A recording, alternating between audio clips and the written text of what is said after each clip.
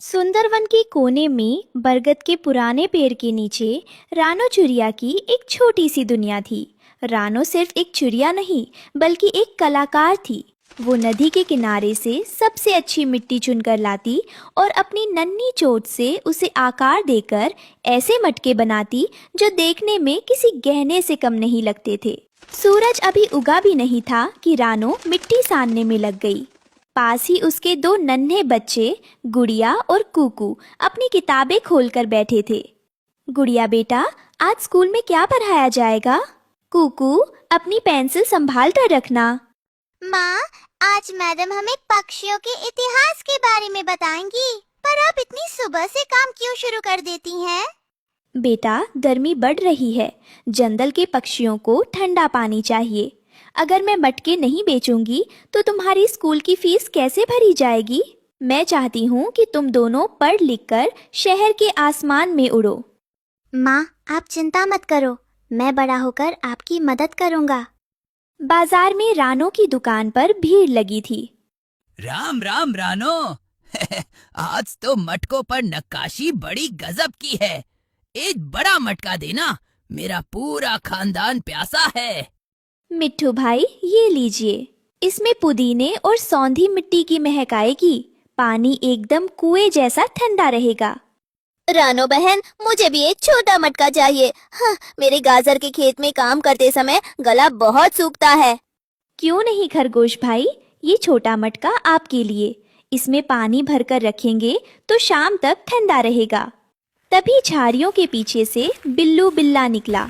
वो पूरे जंगल का छटा हुआ बदमाश था। उसे रानो की कामयाबी और वो जमीन खटक रही थी। बड़ा धंधा चल रहा है यहाँ। ए चिड़िया, सुन, ये जो जगह है ना जहाँ तू मिट्टी गीली करती है, यहाँ अब मेरा नया फिश मार्केट खुलेगा। कल तक अपना बोरिया बिस्तर समेट ले। बिल्लू भाई, ये जंगल सबका है। मैं यहाँ सालों से मेहनत कर रही हूँ। मेरे बच्चों का भविष्य इसी दुकान से जुड़ा है। मैं ये जगह नहीं छोड़ूंगी। अच्छा, इतनी जबान चलने लगी तेरी? याद रख, अगर प्यार से नहीं गई तो फिर रोने लायक भी नहीं बचेगी। रानो, इससे उलझना ठीक नहीं। ये बहुत खतरनाक है। उस रात जब पूरा जंगल गहरी नींद में था, बिल्लू बिल्ला अपने हाथ में एक बड़ा डंडा लेकर आया। उसने रानो के बनाए हुए सैकड़ों मटकों को चकनाचूर कर दिया। इतना ही नहीं, उसने रानो के मिट्टी के घर को भी तहस नहस कर दिया। सुबह जब रानो और उसके बच्चे उठे तो उनके पैरों तले जमीन खिसक गई। माँ, हमारी किताबें, हमारा घर, सब टूट गया। अब हम स्कूल कैसे जाएंगे माँ? बिल्लू मामा ने सब बर्बाद कर दिया। मैंने किसी का क्या बिगाड़ा था? अब मैं मिट्टी कहाँ से लाऊंगी? मटके कैसे बनेंगे? रानो बिखरे हुए मटकों के टुकड़ों को समेट रही थी। तभी उसे जमीन के अंदर से एक अजीब सी गुनगुनाहट सुनाई दी। मिट्टी का एक ढेर अचानक सोने की तरह चमकने लगा और उसमें से एक शांत गूंजती हुई आवाज आई। ठहरो रानो, अपने आंसू इस बंजर जमीन पर मत गिराओ। जो टूट गया वो तुम्हारा कल था, पर जो मैं दूंगी वो तुम्हारा सुनहरा भविष्य है। ये कौन बोला? यहाँ तो तबाही के सिवा कुछ नहीं बचा। क्या अब ये मिट्टी भी मुझसे बातें करेगी? मैं वो मिट्टी हूँ जिसकी तुम पूजा करती हो। तुम्हारी मेहनत और तुम्हारे बच्चों के प्रति तुम्हारे प्यार ने मुझे जागृत कर दिया है। मुझे उठाओ रानो और अपनी कल्पना से एक नया संसार रचो। रानो, मैं धरा की शक्ति हूँ। सदियों से मैं इस इंतजार में थी कि कोई ऐसा मिले जो मिट्टी को सिर्फ कीचड़ ना समझे, बल्कि उससे जीवन गढ़े। तुम्हारी मेहनत, ईमानदारी और अपने बच्चों के लिए तुम्हारा त्याग देखकर मेरी सोई हुई शक्तियाँ जाग गई हैं। तुमने मिट्टी से मटके नहीं बल्कि सपने बनाए हैं। पर अब मेरे पास क्या बचा है? बिल्लू ने सब कुछ तोड़ दिया। ना चाक बचा, ना घर, ना मटके। मुझसे अपना घर बनाओ, ऐसा घर जिसे कोई ना तोड़ सके। मुझसे ऐसे मटके बनाओ जो प्यासे की प्यास ही नहीं, उसकी थकान भी मिटा दे। क्या सचमुच? क्या मैं फिर से अपने बच्चों को पढ़ा पाऊंगी?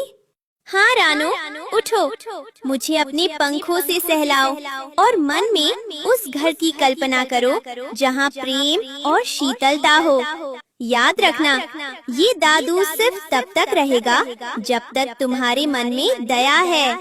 अब रचना करो। रानो ने जादुई मिट्टी को अपने पंखों से समेटा। देखते ही देखते वहां एक विशाल मटका घर खड़ा हो गया।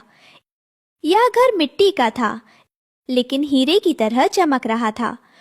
उसके अंदर का तापमान ऐसा था जैसे कोई वातानुकूलित कमरा हो। अगले दिन पूरा जंगल इकट्ठा हो गया। जाओ रानो, अपने बच्चों को इस जादुई घर में ले जाओ। अब से तुम्हारी मेहनत को कोई बिल्लू बिल्ला चुनौती नहीं दे पाएगा।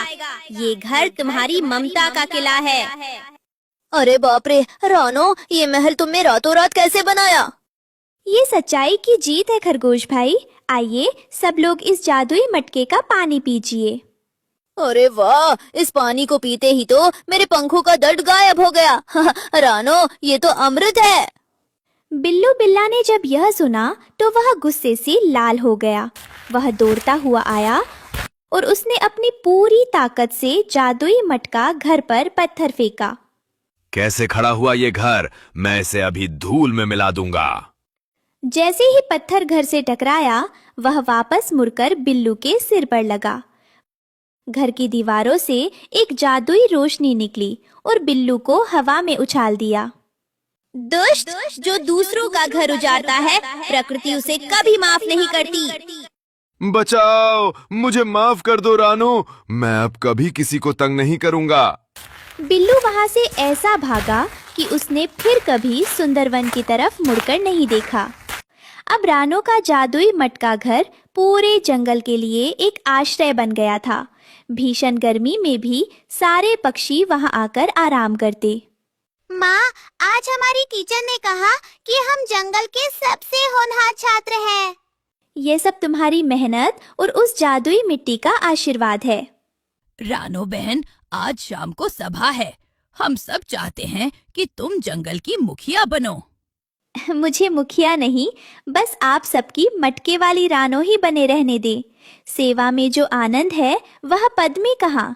पूरा जंगल तालियों की गड़गड़ाहट से गूंज उठा। रानो और उसके बच्चे अब एक सुरक्षित, ठंडे और जादुई घर में सुख चैन से रहने लगे। इस कहानी से हमें सीख मिलती है कि विपत्ति में भी जो अपना साहस नहीं खोता, ईश्वर और प्रकृति उसकी मदद जरूर करते हैं।